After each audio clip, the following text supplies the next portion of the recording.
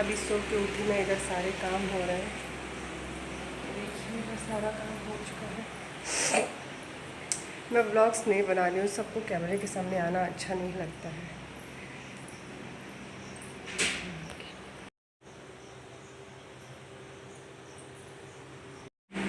अभी बच्चे सो रहे हैं। गर्मी तो बार बार बोलने से फिर भी थोड़ा सा रिलैक्स है यहाँ पे गर्मी का। और ऐसे कुछ ब्लॉग्स बनाने के लिए यहाँ पे है नहीं। ब्लॉग्स बनाने के लिए तो थोड़ा बहुत कंटेंट होना चाहिए ना, कि आपके पास मैसेज क्या जा रहा है। तो फिर यहाँ पे कंस्ट्रक्शन का काम चल रहा है, तो फिर मैं कोई भी ब्लॉग बना नहीं पा रहे थे। क्या बनाए ब्लॉग में।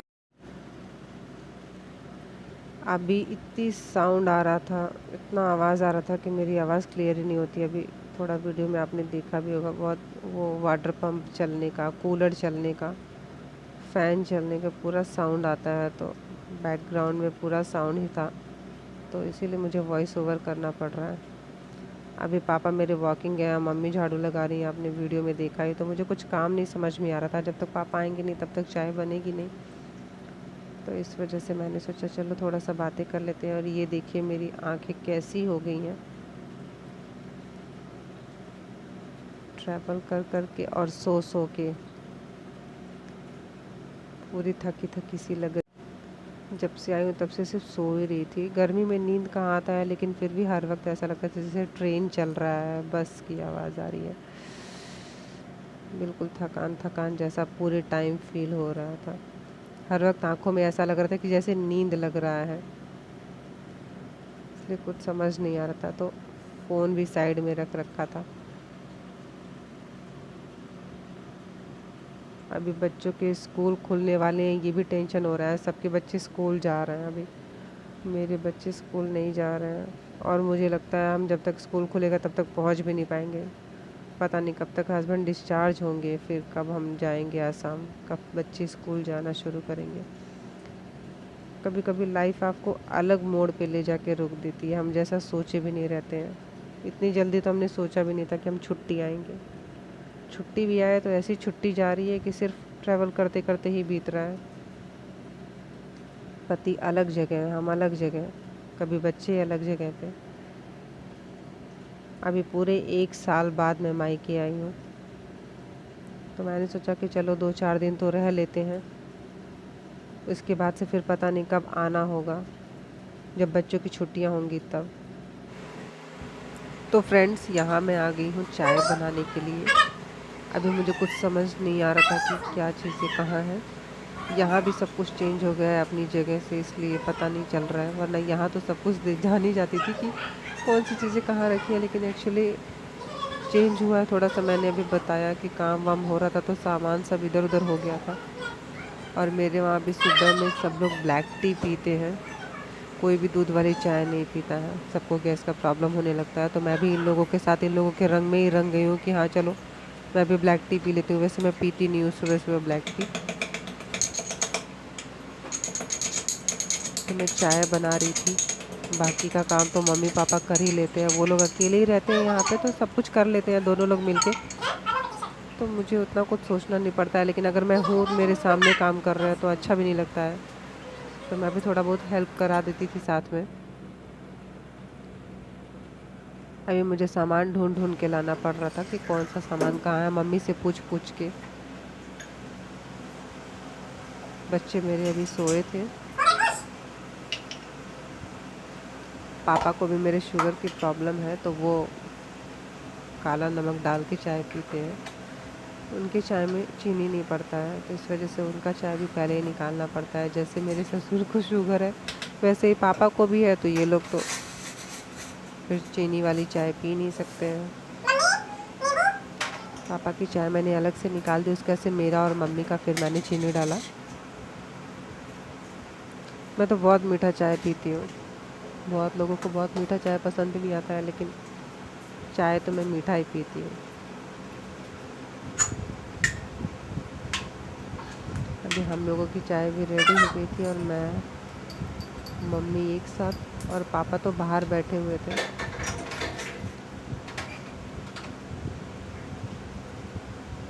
ये हमारी ब्लैक टी रेडी हो गई। मम्मी मेरी कप में चाय नहीं पीती हैं, क्योंकि उनको फास्ट वगैरह भी करना होता है या कुछ भी, पता नहीं, आई डोंट नो, बट वो नहीं पीती हैं चाय कप में। अब हम चले चाय पीने।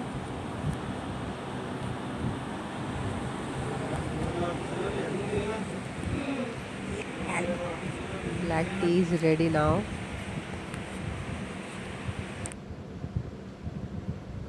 बाय। ये हमारी चाय हो रही थी। शुरू से ही हम लोग यहीं पे सब लोग चाय पीते हैं। जब मेरी सिस्टर्स, भैया सब लोग रहते थे तभी भी ये हमारा फेवरेट प्लेस था। अभी मैं चावल साफ़ कर रही थी और मेरी बेटी बाहर के नज़ारे ले रही थी। थोड़ा इधर बाहर ठंडी ठंडी हवा आती है। ये पीछे साइड का रास्ता है, आगे आगे साइड से भी रास्ता है, बट उधर से फोर व्हीलर्स वगैरह नहीं आ पाता है, इसलिए पीछे साइड से रास्ता खोल दिया गया ताकि आराम से गाड़ी अंदर आ सके।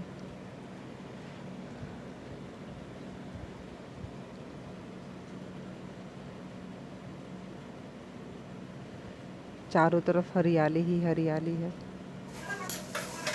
अब मैं फ्रेश होके नहा धो के किचन में आ गई थी खाना बनाने के लिए, क्योंकि पापा 9 बजे ही चले जाते हैं और मम्मी बाकी के काम निपटा रही थी, तो इसलिए फटाफट लग गई। और बच्चों का जो नाश्ता होता है वो हम माँ ही समझ पाते हैं कि बच्चों को क्या नाश्ते में चाहिए। इस वजह से, बच्चों की वजह से तो मुझे किचन में चाहे यहाँ चाहे ससुराल में कहीं ना कहीं घुसना ही पड़ता है, क्योंकि उन लोगों के हिसाब का तो मेरे अलावा कोई नहीं कर सकता है। इस वजह से मैं चली आई थी बच्चों के लिए नाश्ता बनाने, तो फिर खाने में भी लग गई कि लाओ सारी चीज़ें एक ही साथ निपटा लेती हूँ। वैसे तो मम्मी पापा कर लेते हैं, अभी पापा मेरे बहुत काम कर लेते हैं। इस एज में भी वो घर का पूरा काम कर लेते हैं, मम्मी भी कर लेती हैं, जबकि वो हार्ट पेशेंट है, फिर भी ये पूरा घर यही दोनों लोग संभालते हैं। मैं फटाफट बच्चों के लिए चावल के आटे का चीला बना रही थी।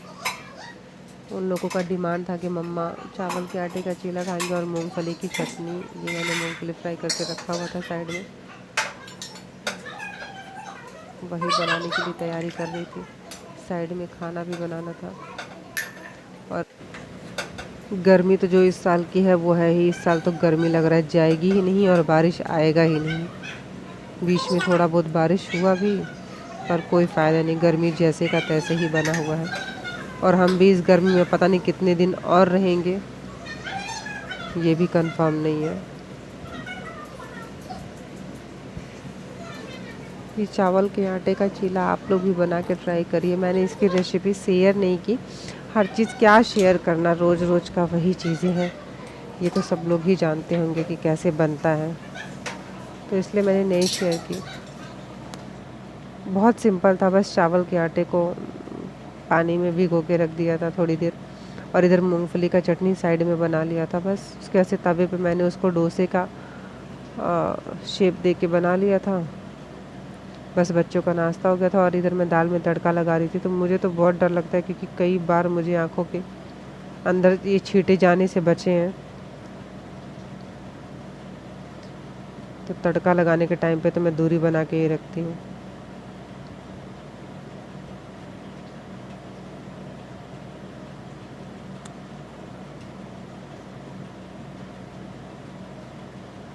अभी सारा काम करने के बाद हम माँ बेटी बैठ के घंटों गप मारते हैं, इसीलिए मैं व्लॉग बना नहीं पाती हूँ। ये तो थोड़ा बहुत लिया था कि कुछ तो बनाऊँ यहाँ पे भी आके।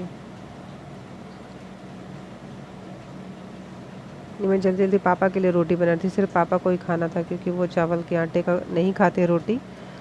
शुगर है तो फिर चावल भी खाएंगे, चावल के आटे का पराठा भी खाएंगे, दोनों चीज़ें नहीं कर सकते, इसलिए उनके लिए नहीं बनाना था, तो उनके लिए आटे की रोटी ही बनानी थी।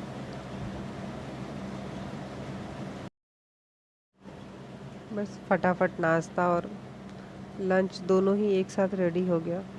हम लोग तो खैर नाश्ता ही करते हैं, लेकिन मम्मी पापा सुबह में एक ही बार खाना खा लेते हैं, फिर सीधे रात में खाना खाते हैं, बीच में चाय स्नैक्स वगैरह चल जाता है।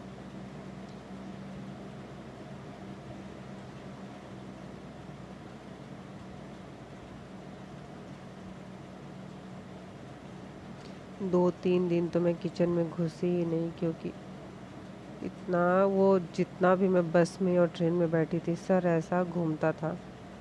लगता था कि हर वक्त ट्रेन चल रहा है।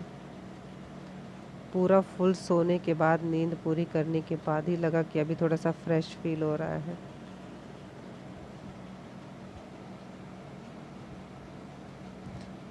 ये मैं तवे पे एक साथ 4-5 रोटियां बना लेती हूँ। आप लोग बनाते होंगे तो कमेंट बॉक्स में बताइएगा मुझे। मैं तो एक बार में 4-5 रोटियां बना लेती हूँ।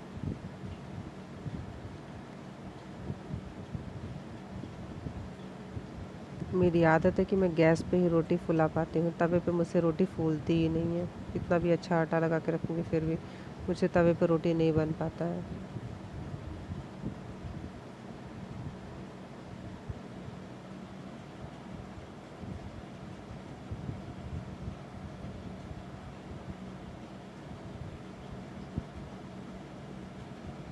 अभी मैं बच्चों के लिए अब नाश्ता बनाने की तैयारी में लग गई। मेरे बेटे को सबसे ज़्यादा ये पसंद है। नया चावल का आटा रहता है तो थोड़ा सा और अच्छे से बनता है। बिल्कुल, ये तो थोड़ा पुराना हो गया था, फिर भी अच्छा बना था।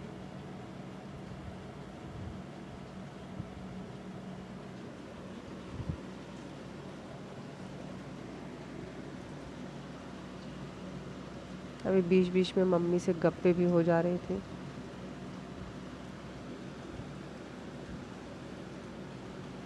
वो बच्चों को लेके जाके नाश्ता पकड़ा रही थी बस किचन से डाइनिंग हॉल तक, क्योंकि पापा को भी 9 बजे तक ऑफिस जाने का टाइम हो जाता है। तो पापा और बच्चे सब एक साथ ही बैठे थे नाश्ता करने के लिए, कोई खाना खाने के लिए।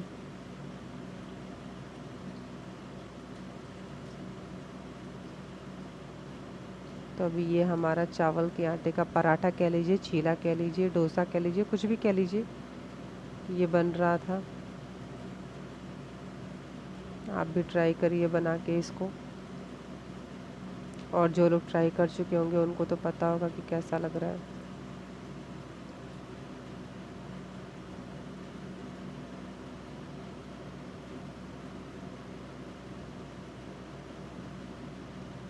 थोड़ा आटा पुराना हो जाता है तो प्रॉब्लम होता है, उसमें फटने का डर रहता है।